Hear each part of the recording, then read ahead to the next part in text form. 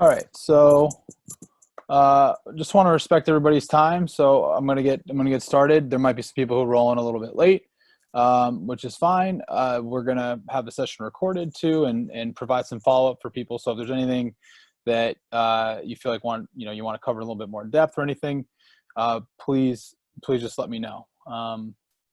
So we'll get started. My name is Rob Flynn. I'm on the leadership group with Centercourt 360. So I'm going to talk about some things I'm doing here, but also, just some of the things that we're doing um, along with just Centercourt 360 in general. And I'm just trying to figure out so you can see my face here. Let's see here. All right. So Tara, can you see the screen and my face now? Is that good? Better? Good? All right. I can't hear you, but I just read your lips, so I think we're okay. All right. Okay. All right. Everyone's learning Zoom. This is good. Okay. So, thanks for being here. Just a couple things just to introduce myself and what I bring to the table a little bit. So I have 7 years as a tech integration specialist at Delbarton, Delbarton School in Morristown. I have my MA from Columbia's Teachers College in computing education. So I have worked in a lot of different elements of tech integration at the school. I also work with some other schools and especially with the NGIS. So I'm, relatively familiar with some things that are going on in places like Pingree and Morristown Beard, and Newark Academy and the like. So a lot of us kind of share some of the same ideas and some same philosophies with some things. At our school, we've developed a digital citizenship curriculum and school-wide plan. So a lot of what I'm going to talk about today relates to some of those fields about how to be a good citizen online. How do we take kids through this topic? Maybe there's some students here, what's an age appropriate time for me to be on Twitter or be on Instagram, or what are my security things like? And I know these are things that kids deal with all the time. And I certainly have tried to work with kids in classrooms about the best way to do that. And obviously now, working a few minutes ago, trying to create the best online education platform that we can for kids and for families right now. So facilitating that at Delbarton and also helping with Centercourt in that regard. So some things we're going to talk about today. What are some of the challenges and legal ramifications when it comes to teens and the internet? I think it's very difficult to be a teenager and to know exactly what to do, online all the time. I'm going to talk about that. I really empathize with kids, and I think they're actually very smart and very shrewd in a lot of ways in how they make decisions. And I don't think adults give them enough credit a lot of the time. The adults are often the ones that need the most help, in my experience. I don't know if there are any kids here, if that's your experience with your parents. But at the same time, there are differences from being a teenager and being an adult, and some of those challenges play out a little bit. The next thing is just like, if considering those challenges, why would we choose social media to do this, knowing that like it is something that's potentially dangerous, it's difficult, it's a hard thing to navigate, and because what are the opportunities? What are some of the ways that that social media can, back to the idea of the title, like how can this work for you within whatever your goal is? Maybe you want to be a college baseball player. Maybe you just want to get into an Ivy League school. Maybe you're really interested in being an engineer. Maybe you're an artist. So those are all things that the internet is an awesome tool because there are so many different ways and so many different communities out there that you can leverage. So within some of the challenges, I'm just going to focus on adolescent development, what it means to be a teenager, what it means to be an adolescent, in terms of the cognitive social processing and dialogue, and how important it is dialogue between parents and kids. So if you're a parent out there too, and there's things that you want me to cover in a little bit more detail, please let me know. So again, there is the chat function. I'm just going to throw something in there right now so you can it should alert you that it's there. So you can just drop a question in there, and I'd be happy to answer it as we move along here. Okay, so so being a teenager, okay, these are some of the changes. These are some of the things that it means to be, 13 to 18, 13 to 19 to 20, in that age range. So thing that you start to see as kids, get into this age is the idea of invulnerability, that nothing can hurt me. This is physical as well as, virtual in a lot of ways.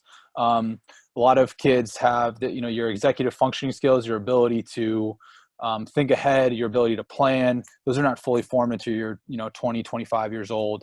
It takes longer for boys than girls to fully form these executive functioning skills, believe it or not. And yet, like, there's this evolving sense of identity. And I think that's really important. That's a huge feature of being a teenager. Who am I? These are who my parents are, but who am I? And that changes from a parent, kind of a family-oriented identity often, to a more peer oriented identity, a more societal oriented identity, where you're looking for more peer feedback and peer acceptance. And we see this within elements of social media. We see that girls want to get on Instagram so that they can be validated by their peers, or the boys want to look cool in front of their friends, and they don't really, the last thing you want are your parents around. So, like, these are all things that we know, but they play out on online realms. And at the same time, there's this kind of emotional piece that is not fully developed, right? That people are more reactive. They don't plan ahead. When you're a teenager, you immediately want to say the next thing or get in the last word, in a comment. And all of these challenges, all of these things are difficult, elements of being a teenager. These all make being online in a very public way even harder, because now, you might be sensitive in that moment and to something that's happening, but what you say is going to live forever. So what I've found is that kids they've gotten very good at hiding. They've really moved to Snapchat and live stories in order to make sure that their digital footprint is very small and that there's not a lot that can be searched for. Because we had years where as the internet was forming, that these things made it very difficult to grow up online, basically. So just to speak on that identity piece, that this is from 2008, and this is talking about this research piece is often talking about MySpace. But even as early as that, even 11 years ago, maybe some of you were toddlers at that period of time, even then people found that being online was a huge part of your identity. So that is not going to go away, and that's fine. There's nothing wrong with kind of testing out who you are, trying out different identities as you grow up into a person. That's a normal thing to do. But at the same time, online technologies often are preferable to kids because they're quick and easy, not because it gives them time to think. So the texting is an example of that. There's also challenges with what people call the highlight reel effect, which is that you only post a very curated version of yourself and your life. You don't necessarily show all the negative elements, and this can be problematic when you're a young person and you feel like you're left out, and you feel like again, very emotionally reactive to things. So my kind of message with some of this stuff is that it's really hard to be a teenager. In general, I think it's hard to grow up and form who you are, and to go through puberty and all those things. And I think social media really plays on kids' weaknesses, as in, especially social emotionally. So if you think this is hard, if you're sitting out there and, whether it's, Dan or, little Negrin out there, or Jack, or, whoever it is hard. It is hard. And if you think it's hard for your kids, it should be hard. It's supposed to be hard. I don't know if it's supposed to be, but you're not crazy. And I think compounding that is parents really struggle with technology as well. And these are some statistics that we found that parents are not great when it comes to technology in terms of spreading fake news. There are studies that show that older people, 50 and older, are much more prone to repost like made up news stories. And kids see that. And so parents, I think, are struggling to model some of this behavior. Parents are struggling to talk to their kids about it, because this is all very new. And yet parents feel like they are good role models for their kids. And I think, not to call anybody here out or anything, but I think they often aren't. And often what we see out of adults, whether it's, the right from the top of our country to like all the way down, you see behavior online that you may not want to see out of a 12-year-old or a 13-year-old. So it's a challenging time. And I think, if you're here, hopefully you understand maybe some of those challenges. So in the future, what I would like to cover with kids in a little bit more detail is real life examples in real life. Like, hey, what would you do if this happened to you? Your friend sends you a nude picture of his girlfriend. Like, what do you do in that? What do you do legally in that moment? What are you liable for? Where is the law with that? You have a question about copyright. There are things that kids want to do in terms of bullying, or if you're on a group text and something gets brought up, like, how do you navigate some of these very real situations? So that is, not a topic to get through all that right now, but that's something that if that's interesting to you or interesting maybe for your son or daughter to be a part of, that's something to just look out for. So my idea, when I talk to families and talk to kids and parents, that, it's really more about, I think, making kids internally motivated to care about their presence, to manipulate their presence in a positive way, and have it less be like, don't do this, don't do that, don't post this, don't post that. I think we've gotten pretty good at that. I think kids are pretty good at knowing what not to do online, but then how do we kind of move away from the punishment or the negativity to, all right, how can this, help me reach my goals? I mean, that's really kind of the big thing. So I'm going to move. Are there any questions about anything that we cover? Anything you want me to talk about any more in detail?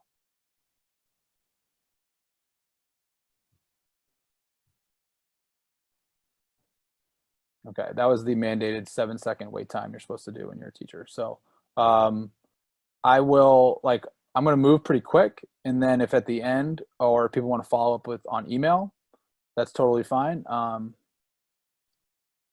You're a great crowd so far.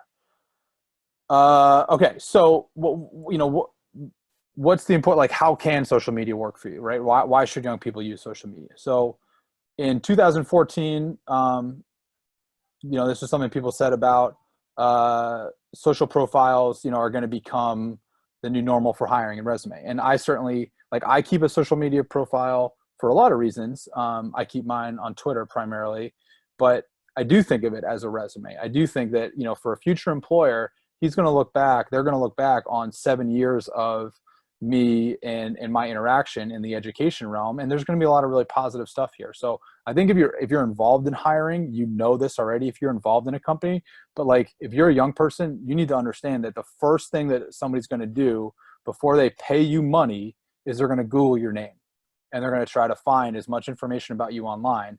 And yes, you may be good at hiding some of the negative information, but in today's job market, how are you going to create a footprint that says, wow, I want to hire this person? I will tell you that we've hired people at our school partially because, and part of the process was, oh, look at all this stuff this guy did at his previous school that was online. So this guy's a great teacher. He loves what he does.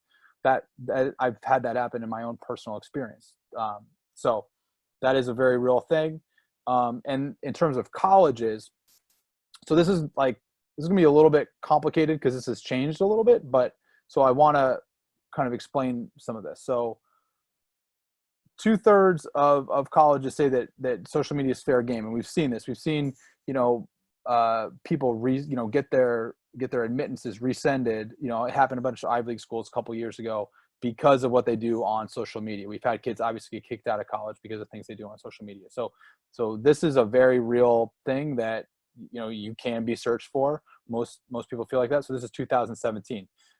In 2015, Kaplan polled a bunch of people, a bunch of admissions officers, and they said 40% had visited social media sites, up from 2008. So at this time, I've given this talk now for many years.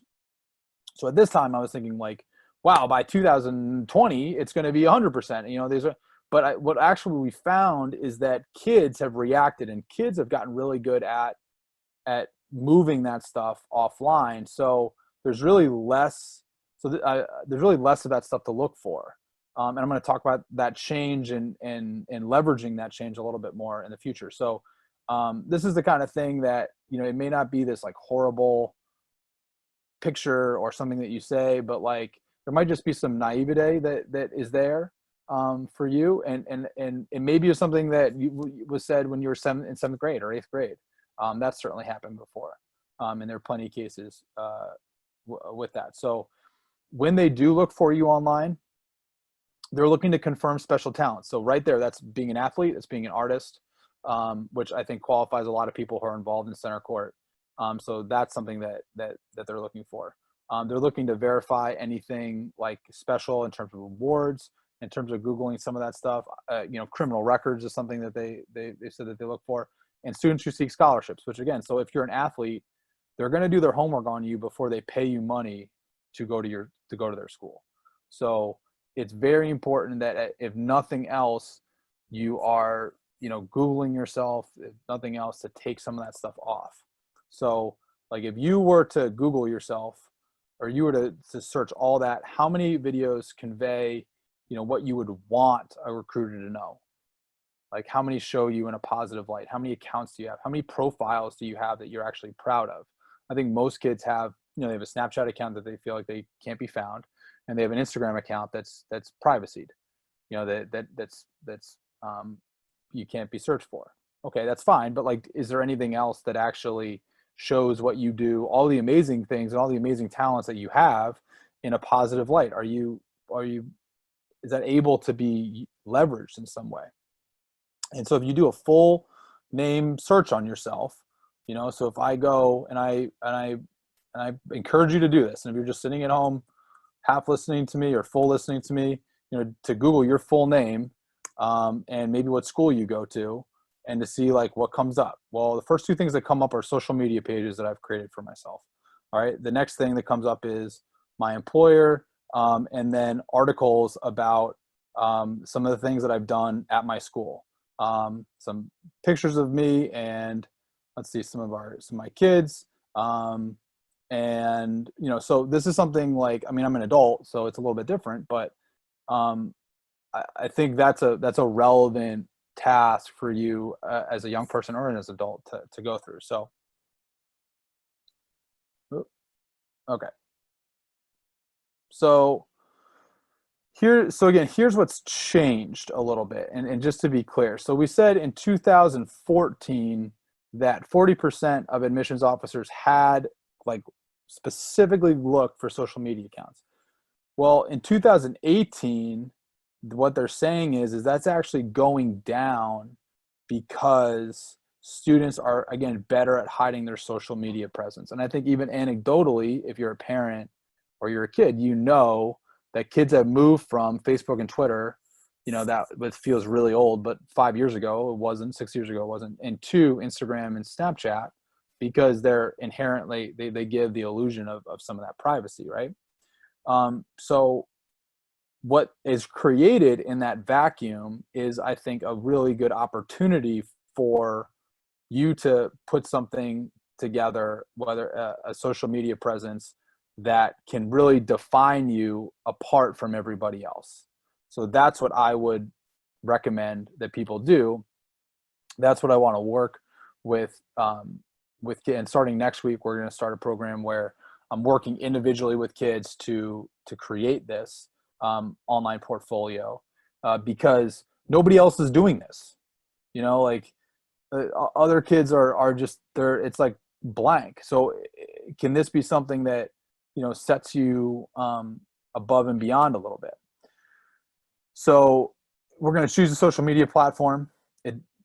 People, what should it be? Can it be Instagram? Can it be, it could be anything that you feel comfortable with. I'm going to recommend these two because Twitter is really has become a professional kind of social media account.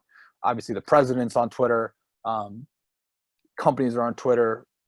So it's sort of become that, like, almost, I don't know, it's like, that's sort of the world that it's fallen into a little bit. And LinkedIn is really an amazing company. It's been around, now for ages, and it's really pivoted nicely to two things: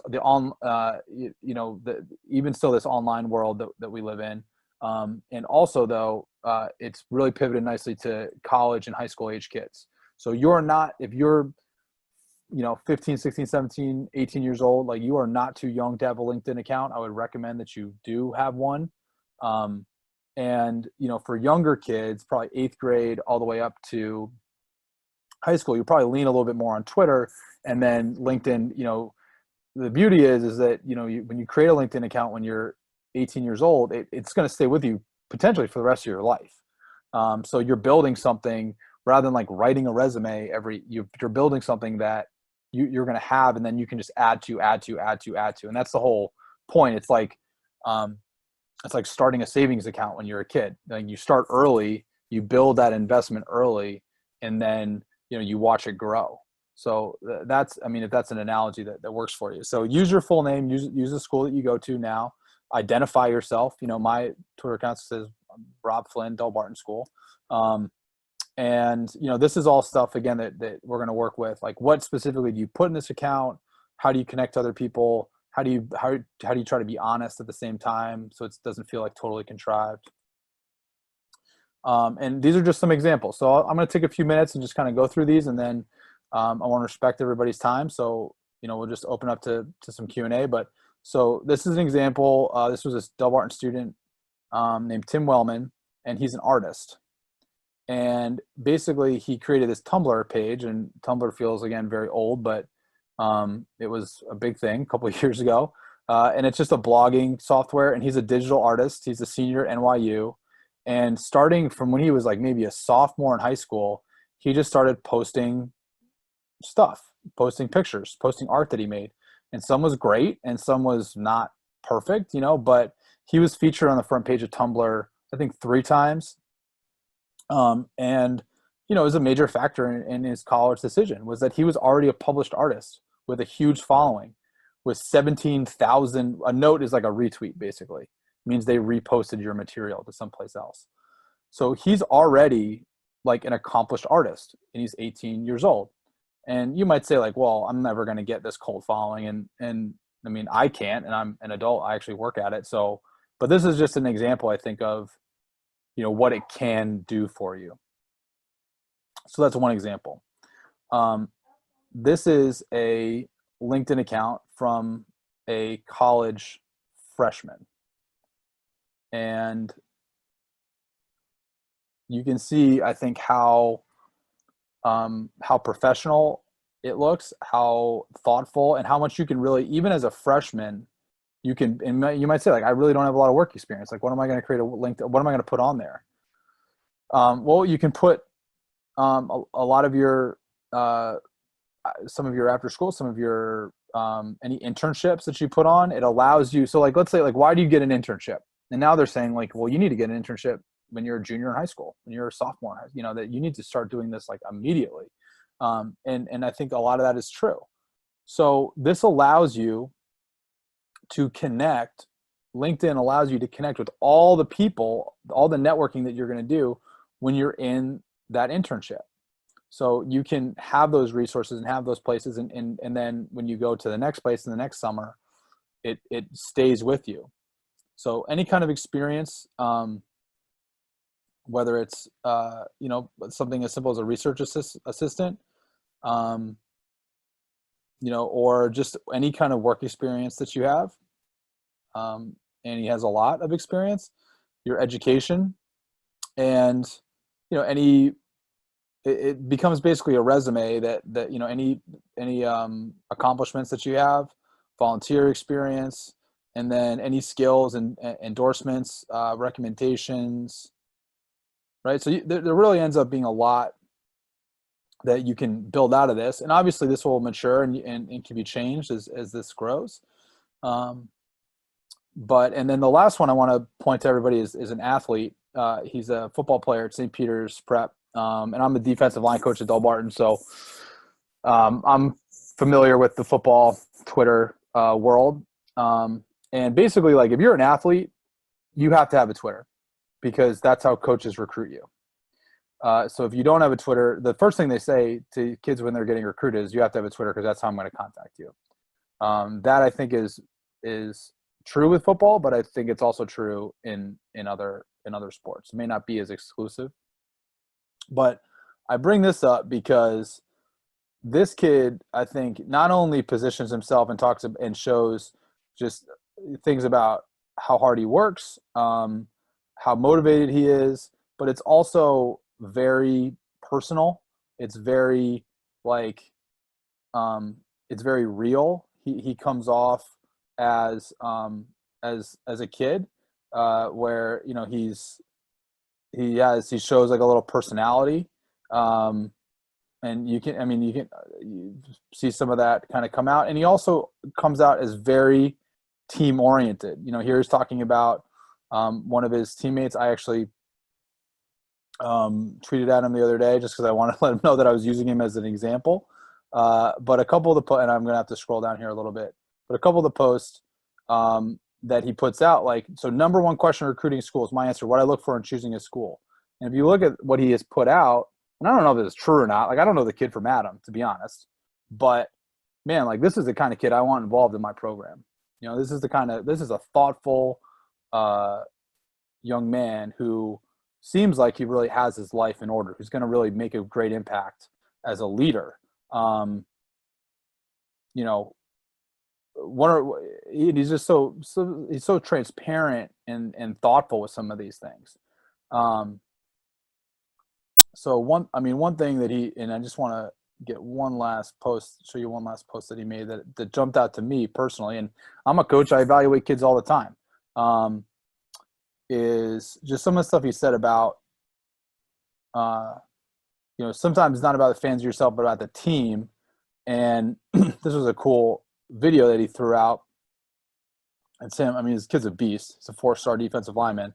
He gets a tip, and then, it's a great example of team defense where he gets a pressure on the quarterback. Someone else gets the interception, but he acknowledges like he played a role, on the team. And I think that's kind of a small thing, but I thought was a great example. So some of the things that, let's just stop there. So we got about 15 minutes left. I want to stop there just to see if anybody has any questions or things you want me to cover in any kind of depth. So you can just unmute yourself and ask, or if you want to use the chat, you're welcome to do either.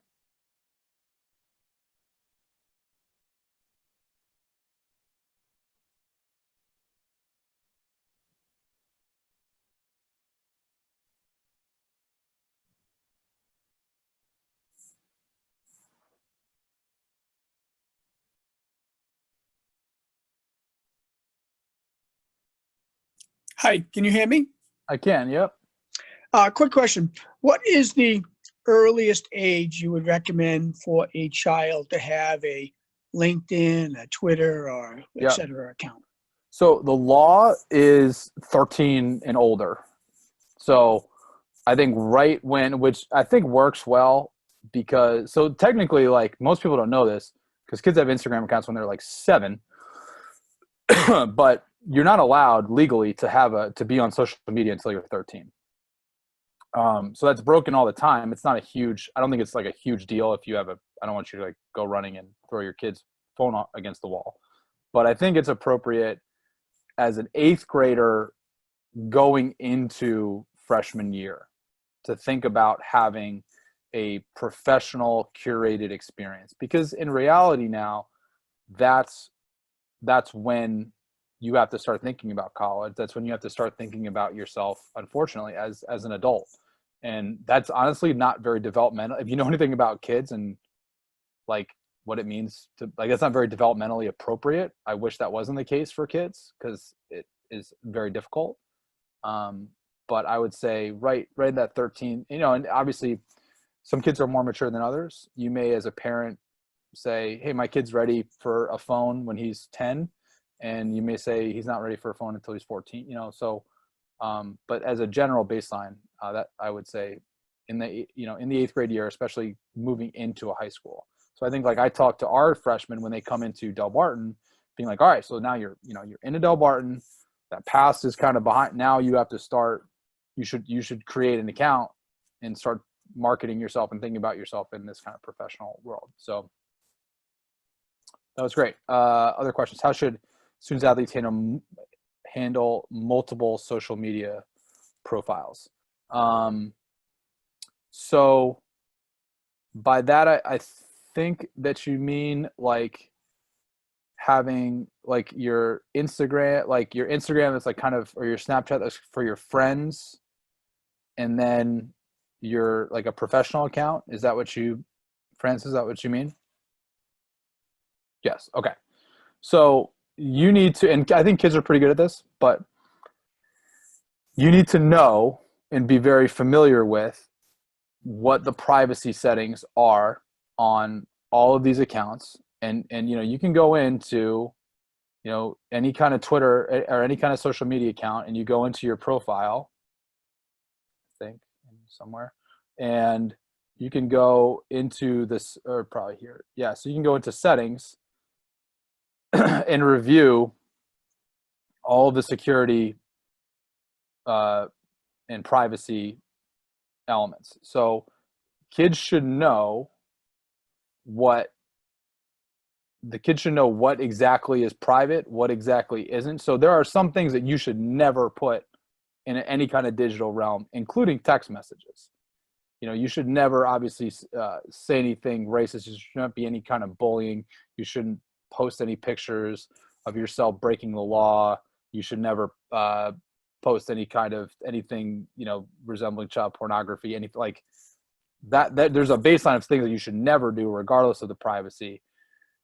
And then if you have a private Instagram account, then you can be a kid, I think, on some level with that. Like, it's still not okay to bully. It's still not okay to do things that you wouldn't be allowed to do in school, because one of the things that you should know, kids should know, harassment, intimidation, and bullying laws in New Jersey are some of the strongest in the country.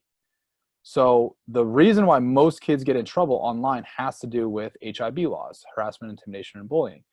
And they've said, the courts have decided that things that happen online are an extension of the school.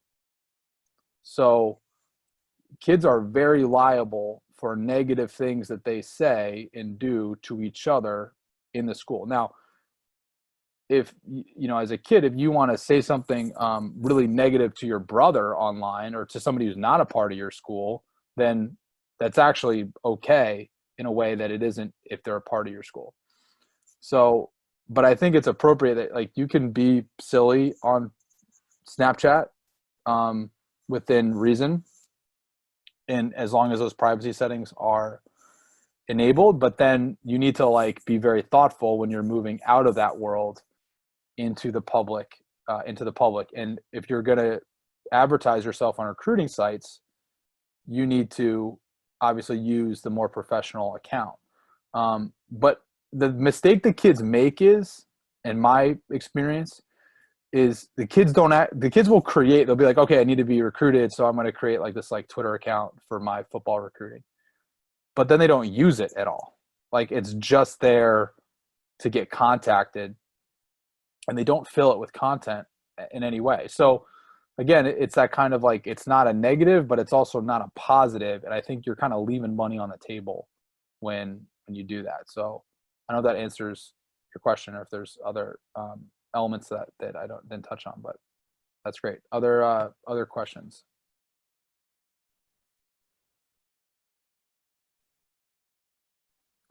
So the question is, given that Tumblr is not as popular, right? Which is true. It's not a different platform like Twitter or something else. So I think if you have a special talent, if you have a special talent that, like you're an artist, you're computer science, you are an actor, I think using a different platform rather than Twitter or LinkedIn and like to kind of collect some of those things is appropriate. What I will say is though, I think it's so like, let's say you're really interested in acting, then you need to be where the actors are. So I'm really interested in ed tech in football. Well, the football coaches are all on Twitter and all the ed tech people are on Twitter. So that's why I'm on Twitter. You know what I mean? So it might be YouTube.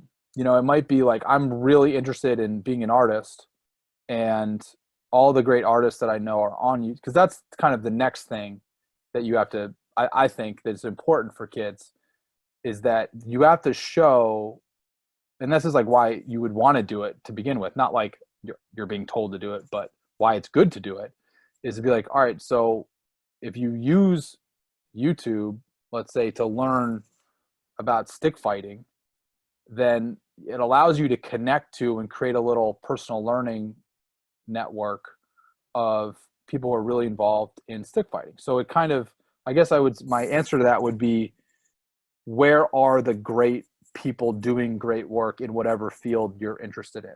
What are they using? And in some cases it might be Instagram, which would be fine. Some cases it might be YouTube. It might be Twitter. It might be something else. But if that answers I don't know if that answers your question, but that makes sense. Other questions? Okay, so this is actually, I think, a good time. I really appreciate you guys giving a little feedback too. Let me just reshare my screen back. And so things that I want to cover in the future with some of this in this webinar format are, again, kind of the scenarios and more, I think the more powerful it is. What should kids done? What should kids have done? What can you do in some of those situations? I want to spend a little bit more time like talking about specifically these two mediums, because I do think in general they are probably what I would recommend. And I think most importantly, like this idea of creating a conversation. So rather than like, the reason why I like Twitter for me is because there's a lot of really smart people on Twitter that I can ask questions to that talk about technology integration. So creating that conversation and using social media as a way to connect to people that have interest, like that's how you actually show people that you actually care about this stuff. There's plenty of football players out there that don't actually care about football, but once you show that you're actually interacting in these worlds and you're asking questions and you're part of conversations, I think that's really what is really good content for people to have. And also, like, what is a great way to learn? So, how many kids are really all that interested in English and history and science and math? Well, probably not, but maybe you're really interested in 3D printing, and there are plenty of people online that are experts in 3D printing, and why are you not learning from them? So that's what I have today. Again, so among these three things, but also in the future, and you can contact me. So if you want to take, this is my Twitter account, Mr. Flynn Wave, and this is my contact information through Centercourt. But also in the future, I want to work, individually with kids. So, the way we envision it, and if this sounds great, or if you have something else in mind about how I could help your son or daughter. But basically, we take some time in a small group, or one-on-one, and just talk about like, what are your goals as a kid? Like, all right, these are what I see as my strengths. This is what I'm interested in. I want to go to this college. I want to play professional. I want to play baseball for the Yankees, like whatever it is. And then we go, okay, so let's try to kind of put together a strategy and action plan, and let's actually do that in a way that is safe, in a way that an adult is actually kind of looking over their shoulder to make sure that the content is, meaningful and effective and all those things. So that is also kind of another thing to look out for in terms of what we're doing at Centercourt. So I think that can be a really good value for parents and parents that I've talked to. Like this is in kids, like this is something they kind of know is important, but they don't know how to actually do it. So one, maybe this kind of just motivates you, like, all right, like I'll actually work at this a little bit. Maybe you have some time right now because of what's going on in the world. But maybe it just gives you a little bit of confidence to kind of do it yourself. Or maybe you're a parent and you just want some more of this information so that you can engage, your son or daughter in a little bit more meaningful way. So I guess like in terms of the Centercourt group, I mean, there are people who run great tutoring sessions. We've got AP tutors. We've got incredible educators and, entrepreneurs, and people are going to work through public speaking. I'm kind of like the tech education person. So if there's also something else that you would like to learn about, I mean, we're all online learning right now. And something you like to cover, you can contact Matt Rizzuto, you can contact Tara Taylor, you can contact me. And we just want to be a service to, the people in the Centercourt family, and build that community and be a part of that any way that is important to you. So, Tara, did I miss anything? Anything else that I, want to share? Moving calendar next week, so keep your eye out on the email. I don't know. I'm struggling to hear you, Tara. Can you hear me now? Sort of. Yeah, you're just kind of breaking up. I don't know why. Yeah, no. Sorry. Okay. I think you said something about emails and calendar. Yep. Okay. So all that stuff should be coming to your email, coming to your calendar. We've got, good lineup of all that stuff. So, thank you for joining us, and hope you guys have a great Easter, and stay safe and stay well. And again, love to hear from you. So thank you, everybody.